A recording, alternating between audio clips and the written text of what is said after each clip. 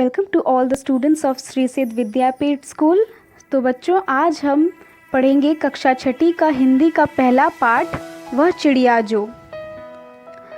चिड़िया जो चोंच मारकर दूध भरे जुंडी के दाने रुचि से रस्से खा लेती है। वह छोटी संतोषी चिड़िया नीले पंखों वाली मैं हूँ, मुझे अन्न से बहुत प्यार है। वह चिड़िया जो कंठ खोलकर बूढ़े वन बाबा की खातिर रस उड़ेल कर गा लेती है। वह छोटी मुँह बोली चिड़िया नीले पंखों वाली मैं हूँ, मुझे विजन से बहुत प्यार है।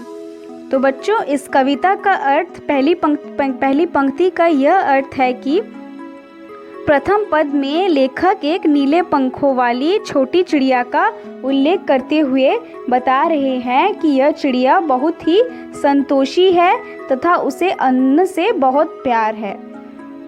तो ये कवि क्या बता रहे हैं कि वो एक नीली पंखों वाली चिड़िया है, वो बहुत ही संतोषी और उसे अन्न मतलब भोजन से बहुत प्यार है। वह दूध से भरे ज्वार के दानों को बहुत ही रुचि से और रस से लेकर खा जाती है। तो वो दूध से भरे जो ज्वार के दाने होते हैं वो बहुत ही मज़े से, रुचि से, बहुत ही मन इच्छा से रस लेकर उसे खा लेती है। अर्थात कवि इस पद के माध्यम से स्वयं को संतोषी होने तथा अन्न के महत्व के बारे में बता रहे हैं। मतलब ये अपने बारे में वो ये भी बता रहे हैं कि इस नीले पंखों वाली चिड़िया के साथ तुलना करते हैं कि वो भी बहुत ही संतोषी हैं और अन्न का भी बहुत महत्व है, क्योंकि भोजन हमारे किसान बहुत ही कष्ट से उसे फसल को उगाते हैं, तो इसीलिए उसका बहुत बड़ा एक महत्व है। दूसरे पंक्ति का क्या अर्थ है? तो द्वितीय पद में लेखक बता रहे हैं कि इस नन्ही चिड़िया को उस वन से भी बहुत प्यार है जिसमें वो रहती है, तथा अपने बूढ़े वन बाबा मतलब पुराने जो पेड़ पौधे हैं उनसे, पुराने जो जंगल हैं, पुराने जो पेड़ हैं उनसे और उसके वृक्षों के लिए वो अपने मीठे कंठ से मधुर और सुरीली गीत भी गाती है उन लोगों के लिए। और उसे एकांत में रहना बहुत पसंद है। एकांत मतलब थोड़ा अकेले मज़ा करना मतलब बहुत पसंद है, तथा वो प्रकृति के साथ इस गीत को अकेले में आनंद लेना चाहती है। और प्रकृति के साथ मतलब नेचर के साथ वो इस गीत का मतलब वो जो गाना गाती है वो उसका अकेले में ही आनंद, बहुत उसका मज़ा लेना चाहती है और आनंद लेना चाहती है। तो बच्चों, ये इसका तृतीय पंक्ति क्या है? वह चिड़िया जो चोंच मारकर चढ़ी नदी का दिल टटोल कर जल का मोती ले जाती है। वह छोटी गर्बीली चिड़िया नीले पंखों वाली मैं हूँ, मुझे नदी से बहुत प्यार है। और जिसका कवि कौन है? केदारनाथ अग्रवाल। तो इस अंतिम पद में कवि कहना चाहते हैं कि यह नीले पंखों वाली छोटी सी चिड़िया अत्यंत साहसी और गर्व से भरी हुई है, क्योंकि यह चिड़िया छोटी होने के बाद भी उफनती हुई नदी के ऊपर से जल रूपी मोती ले आती है। जैसे कि ये छोटी सी चिड़िया अपनी छोटी सी चिड़िया अत्यंत बहुत ही साहसी है और वो बहुत गर्व से भरी हुई है, इसीलिए उन्होंने चिड़िया को गर्बीली भी कहा है, छोटी गर्बीली चिड़िया, क्योंकि वो जो बहती हुई, बहुत तेज़ बहती हुई, उफनती हुई नदी के ऊपर से जल रूपी जो मोती, जल के अंदर जो मोती है, जैसे कि जल के जो बूंद होते हैं वो उनको लेके आती है, अर्थात जल से अपना प्यास बुझा लेती है। और उसे बिल्कुल भी उस बात का डर नहीं है कि उतने तेज़ बहती हुई नदी के ऊपर से भी वो अपना प्यास बुझा लेती है और उसके जल से भी बहुत प्यार करती है। आप सभी बच्चों को ये पाठ बहुत अच्छा लगा होगा, बहुत मज़ेदार पाठ है। आप ये जो पाठ है, आप ये कविता को याद करने की कोशिश कीजिए। बहुत अच्छा कविता है, आपको जल्दी याद हो जाएगा। और यहाँ पे बच्चों, यहाँ पे कुछ कठिन शब्दों के अर्थ हैं, जैसे कि जुंडी, जिसका अर्थ ज्वार की बालियाँ मतलब ज्वार के दाने, रुचि से मतलब चाव से, कंठ का अर्थ गला, बूढ़े वन बाबा मतलब पुराना घना वन, रस उड़ेल कर का अर्थ मीठी आवाज़, विजन का अर्थ एकांत, चड़ी नदी का अर्थ जल से भरी हुई, दिल टटोल कर का अर्थ बीच से, जल का मोती पानी की बूंदे, जल का मोती मतलब जिसको पानी की बूंदे से तुलना की गई है। गर्वीली चिड़िया जिसे बोला गया है, तो गर्वीली का अर्थ है गर्व करने वाली चिड़िया। ठीक है, गर्व को हम लोग इंग्लिश में क्या बोलते हैं, प्राउड। ये कविता से है जिसका कुछ प्रश्न उत्तर है। पहला प्रश्न क्या है बच्चों, कविता पढ़कर तुम्हारे मन में चिड़िया का जो चित्र उभरता है उस चित्र को कागज पर बनाओ। ये आप खुद से करेंगे। तुम्हें कविता का कोई और शीर्षक देना है तो क्या शीर्षक देना चाहोगे? तो ये शीर्षक बच्चे आप ही सोचिए कि आप इसका जो शीर्षक है वह चिड़िया जो इससे अलग और क्या शीर्षक आप ये देना चाहते हैं। ये तीसरे प्रश्न का उत्तर क्या है, इस कविता के आधार पर बताओ कि चिड़िया को किन किन चीज़ों से प्यार है। ये तीसरे प्रश्न का उत्तर ये है कि चिड़िया को किन किन चीज़ों से प्यार है। चिड़िया को जिन चीज़ों से प्यार करती है वो कुछ इस प्रकार है। चिड़िया को खेतों में लगे जौ बाजरे की फालियाँ, अन्न जिसको बोलते हैं अन्न, उनसे बहुत प्यार है। उसे जंगल में एकांत मतलब अकेले में रहना, मज़ा करना, जहाँ वो खुली हवा में गाना गा सकती है, उससे प्यार है। उसे नदी से प्यार है जिसका ठंडा और मीठा पानी वो पीती है। ये सारी चीज़ें आज़ादी का एहसास दिलाती हैं, इसीलिए वो इन सब से बहुत प्यार करती है। चौथा प्रश्न क्या है, ये जो दो सेंटेंस है उनका आशय स्पष्ट करो।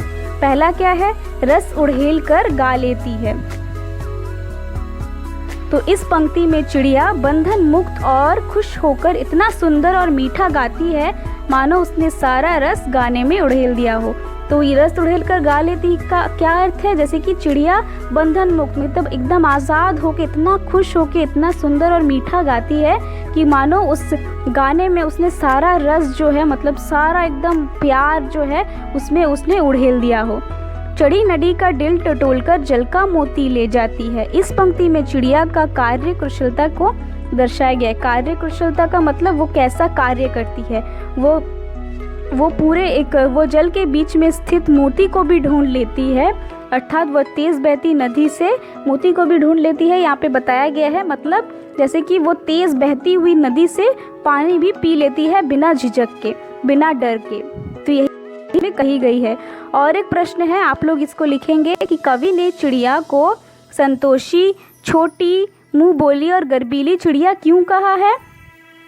चिड़िया छोटे आकार की थी और किसी भी बात को बोलने से नहीं झिझकती है, इसीलिए कवि ने उसे छोटे और मुँह बोला कहा है। ठीक है बच्चों, वह संतोषी स्वभाव की भी है, अतः कवि उसे संतोषी भी कहता है।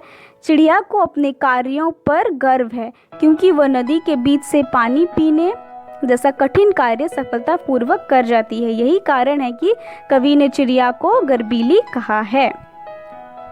अभी बच्चों आप सब ये जो प्रश्न उत्तर है सारे अपने कॉपी में कर लीजिएगा। और ये अभी आ रहे हैं हम लोग भाषा की बात में।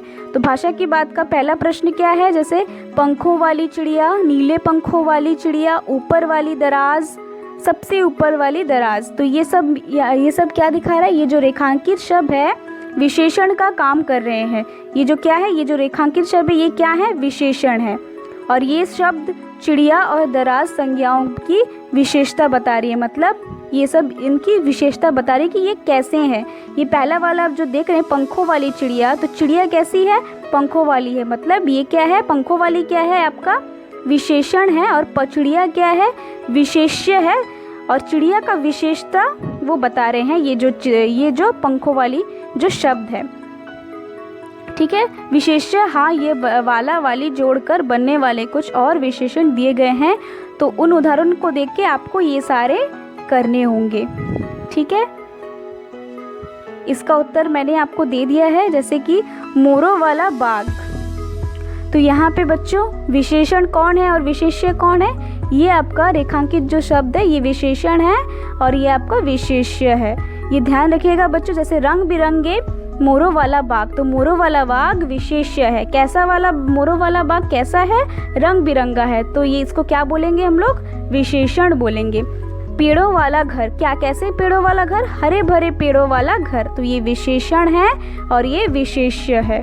लाल फूलों वाली क्यारी, लाल विशेषण है, फूलों वाली क्यारी विशेषण है। खादी वाला कुर्ता, कैसा खादी वाला कुर्ता है? सफ़ेद खादी वाला कुर्ता। तो ये विशेषण है, ये विशेष्य है। बहुत रोने वाला बच्चा, बहुत विशेषण है, रोने वाला बच्चा विशेषण है।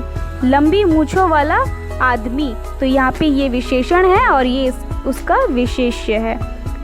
आप सबको समझ में आ गया होगा बच्चों। दूसरा प्रश्न क्या था? वह चिड़िया जुंडी के दानों रुचि से रस से खा लेती है। वह चिड़िया रस उड़ेल कर गा लेती है। तो इनमें जो मोटे वाले शब्द है, जैसे कि ये जो रुचि से है, यहाँ पे रस उड़ेल कर है, तो ऐसे ही इन सबको क्या बोला जाता है? क्रियावाचक विशेषण।